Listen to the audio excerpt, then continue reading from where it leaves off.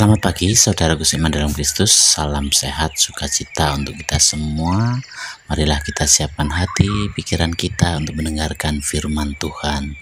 Tuhan beserta kita sekarang dan selama-lamanya.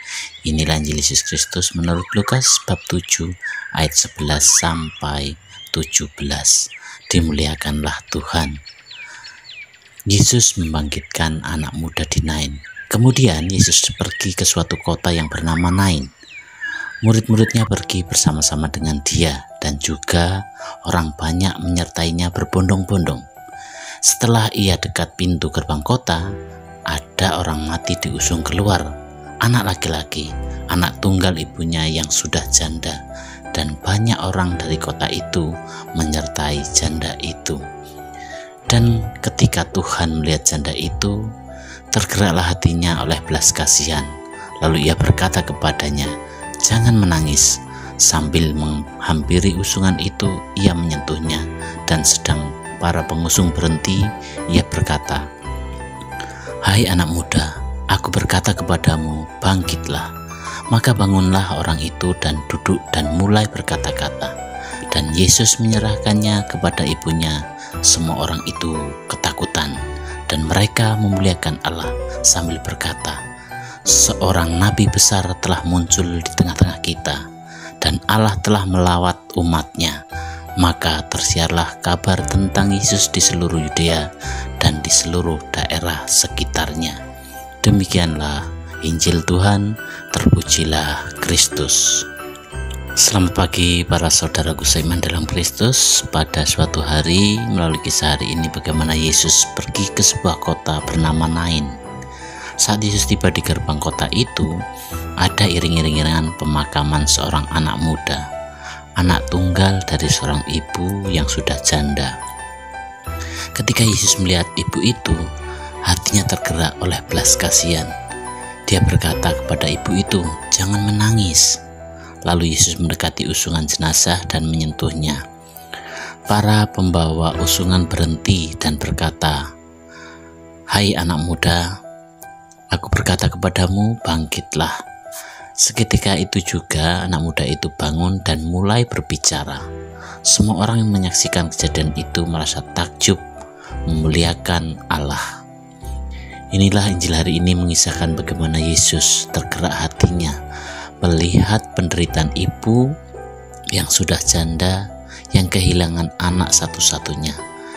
Anak itu dibangkitkannya dan diberikannya kembali kepada ibunya. Bagaimana menarik hikmat dari kisah ini? Sebagaimana kita ketahui bahwa Yesus semakin dikenal sebagai orang yang direstui, yang maha kuasa untuk mendatangi orang-orang yang membutuhkan bantuan. Ia semakin dikenal sebagai utusan dari atas sana untuk melepaskan orang-orang dari berbagai kesulitan hidup. Saudaraku seiman dalam Kristus, kisah Yesus menghidupkan kembali anak seorang janda di Nain ini bukanlah semata-mata sebagai kisah mujizat, melainkan pula sebagai ungkapan simpati, bela rasa Yesus terhadap ibu yang sudah janda itu. Dikatakan bahwa ketika Yesus melihat janda itu, tergeraklah hatinya oleh belas kasihan. Pusat perhatian Injil hari ini pada perjumpaan Yesus dengan sang ibu, bukan terutama pada penghidupan kembali anak yang sudah mati itu. Saudaraku seiman dalam Kristus, kita bisa ikut merasakan bagaimana kesedihan dan tidak tahan melihat seorang sesama yang kehilangan satu-satunya harapan kehidupannya, anak tunggal sang janda tadi.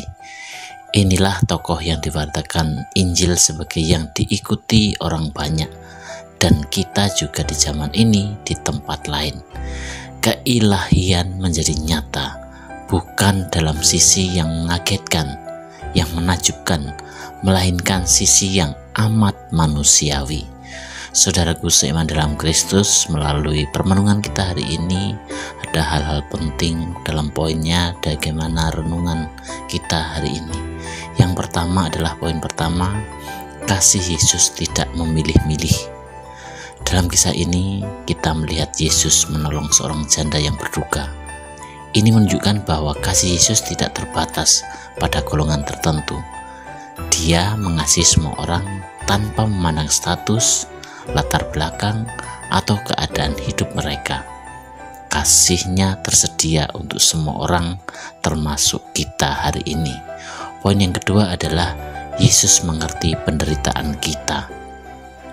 Ketika Yesus berkata kepada ibu itu jangan menangis, Dia bukan hanya memberikan kata-kata penghiburan, tetapi juga menunjukkan bahwa Dia mengerti penderitaan dan kesedihan yang kita alami.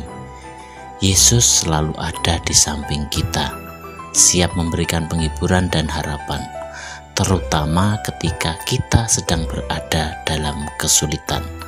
Poin yang ketiga adalah kuasa Yesus yang menghidupkan. Ketika Yesus membangkitkan anak muda itu, Dia menunjukkan kuasa-Nya atas kehidupan dan kematian.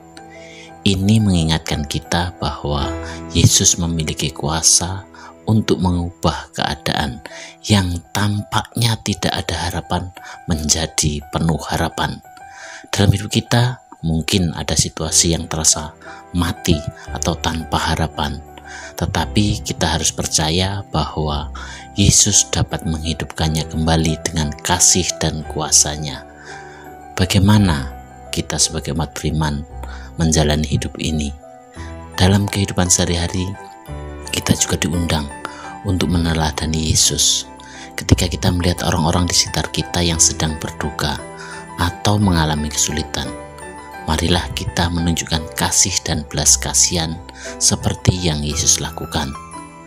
Terkadang kita bisa menjadi alat Tuhan untuk membawa penghiburan dan harapan kepada mereka yang membutuhkan. Untuk itu, marilah kita berdoa agar kita selalu diberi hati yang peka terhadap penderitaan orang lain dan selalu siap untuk menjadi berkat bagi mereka. Demikianlah permohonan kita hari ini, dan marilah kita akhiri dengan doa dalam nama Bapa dan Putra dan Roh Kudus. Amin. Tuhan Yesus yang penuh kasih, terima kasih karena Engkau selalu mengerti dan peduli pada penderitaan kami. Tolonglah kami untuk selalu peka terhadap kebutuhan orang lain dan menjadi alat kasih-Mu di dunia ini. Amin. Dalam nama Bapa dan Putra dan Roh Kudus. Amin.